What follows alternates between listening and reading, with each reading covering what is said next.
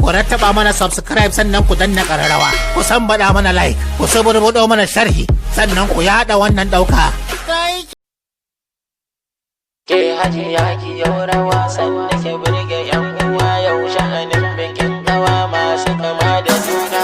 Na yi guzarin rawa ta mata a cikin gida, na riga na shigo a zaunar da mazan gida, wanda ya saba sai da rai kar ya taɓo guda, tun da salon kilan kujera na riko gida sama.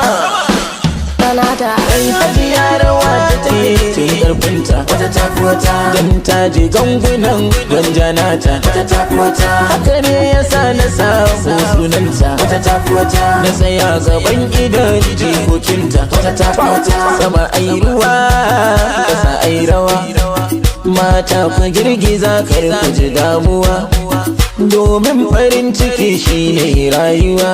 Shin wa za ya banda bino da baza ruwa.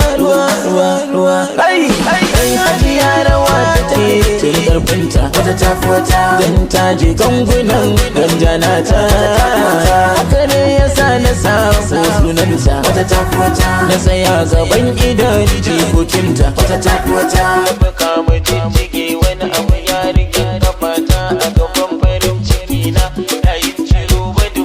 Kuji dai salon kiɗan namu ba shiro ake ba, a gaban idan masoyanmu ba zama ake ba.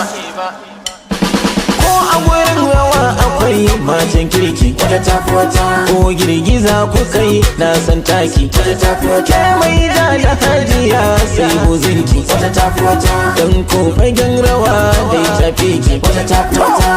Yawa call me Mr. Rawa.